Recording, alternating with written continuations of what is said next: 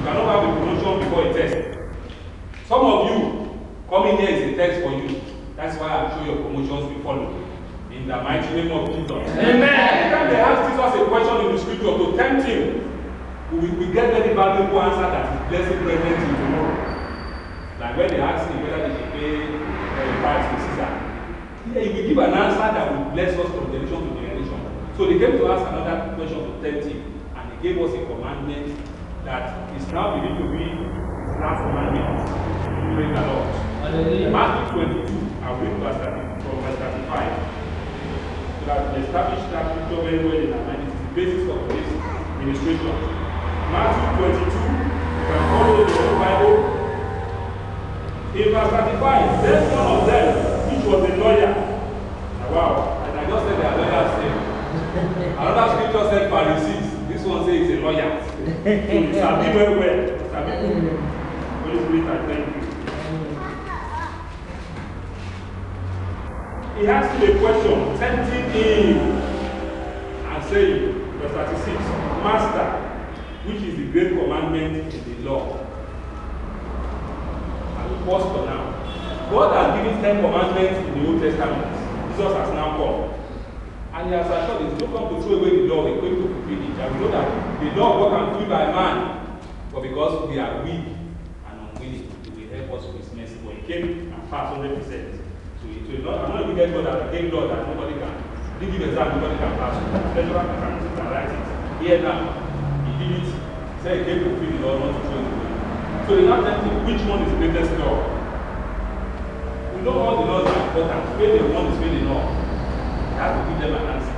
Say yes. I will tell you. He gave them 2 laws. I call it the laws. They are called the laws. And then they now hang the other laws on it. He said all the other laws are hinged on this. Praise God. What law did he give them? He said, in verse 37, Jesus said, Thou shalt love the Lord thy God with all thy heart, and with all thy soul, and with all thy mind. He said that is the greatest law. Praise the Lord. Then in verse 38 he said, This is the first and great commandment.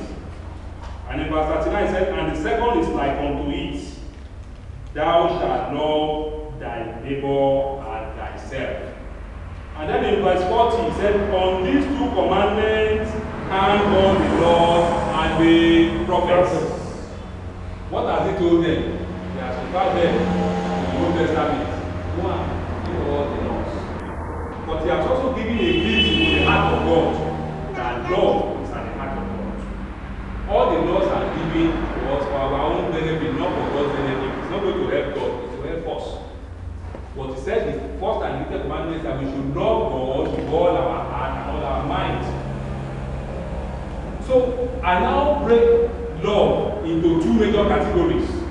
I've said there are many types of love. Don't forget we are talking about a love story today. And it's the end well in Jesus' name. Amen. I now break this love into 2 types.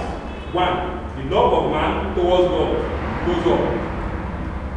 And then the love of man towards man. It's an horizontal, it's something that goes parallel. It's man, me and you. The love of man towards God is vertical, pointing upwards. Praise the Lord. Then the love of man towards man. I now break love into those 2. You can also say love that is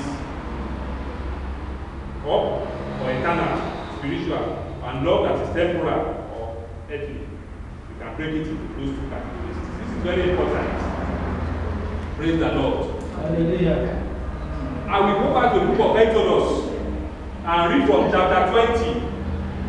Exodus chapter 20. I will take the first 3 verses and let's see what it's saying. I will take it from here because of speech. And God spake all these words, saying, I am the Lord thy God, which brought thee out of the land of Egypt, out of the house of bondage. Verse 3. Thou shalt have no other God but me. I can go on and on and on like that. Not about the great image which God abhors. He hates. We should not have it. said, thou shalt have no other God but me. And I've used this scripture to establish the fact that God has a right to our law. He said, the Lord that God that brought you out of the land of Egypt, out of the land of bondage. He now said, thou shalt have no other God but me. He not give them the law in Egypt to get them in the wilderness. He said he has a right to our law. So God that gave us the laws, love God with all your heart, all your mind, all your soul, and love your brother as yourself. He has a right to our law. That's what I've established. Don't forget, it was a lawyer that asked the question to Jesus. Thank God Jesus is the wisdom of God. And the wisdom that comes from above is first of all peaceful, divine, and is directly from God. It's the wisdom of God. So he answered in wisdom. He said God has a right to our law. He has a right to it. He took us out of the land, out of bondage. It's the God that created us in the first place.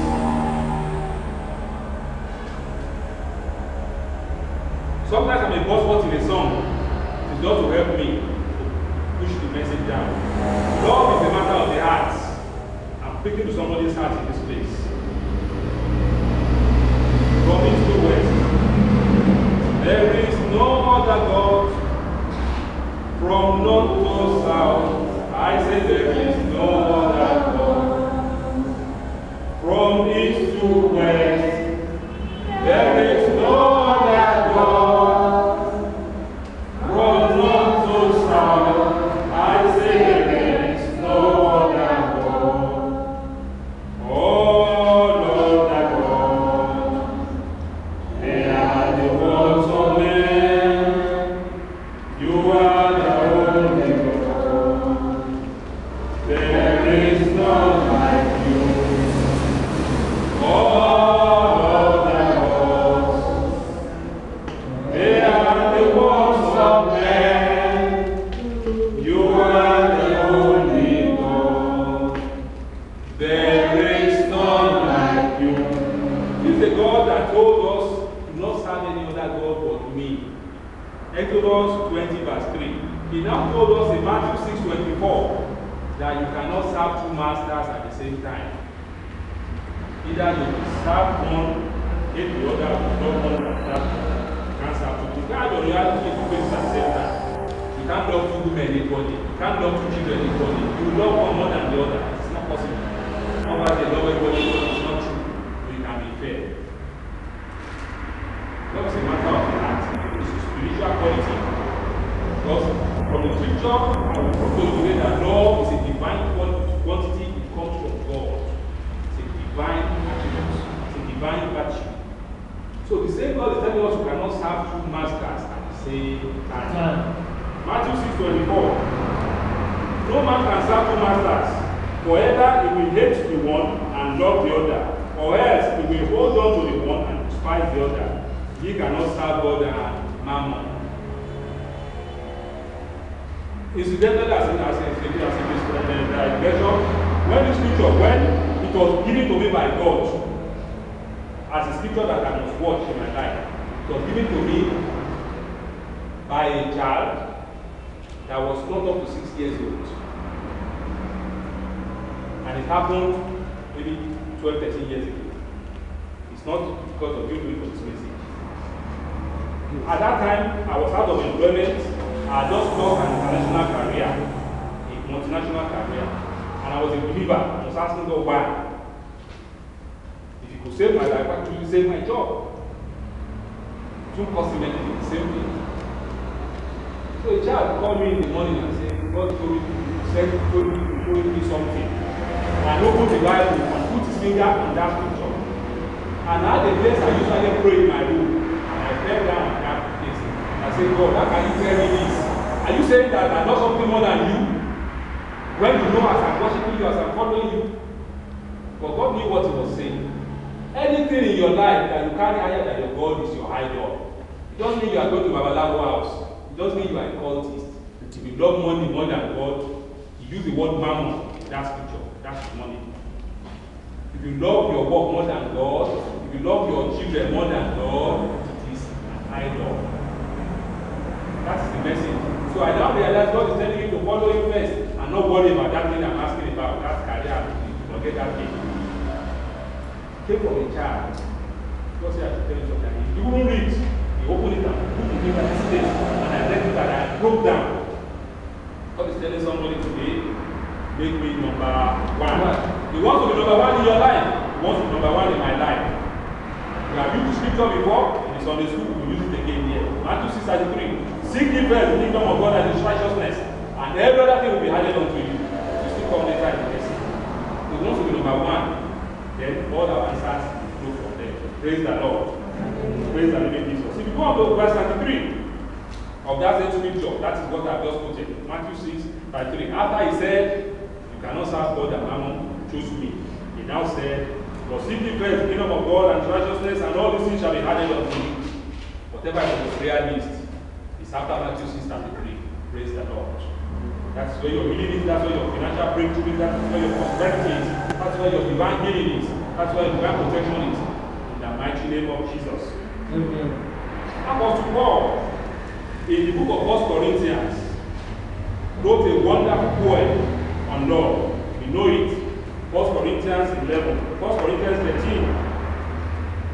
He wrote a very wonderful poem on love, which I will read to us. Now, this is the definition of love from the mind of God. This is the definition of love from the mind of God. We see from this scripture what is love and what is not love. There are many things you think is love, it is not love, it may even be lost. And if you are in lost, we are lost. None of us will be lost in Jesus' name. Amen. We know from that scripture what is love. 1 Corinthians 13, I will read it from here. We know from that scripture what is love. And then you take note and know what is not love. We are talking about the story of love. We are talking about loving Jesus. And we are explaining what is this quantity, what is the element of love. So we know what we are talking about. 1 Corinthians 13. Though I speak with the tongues of men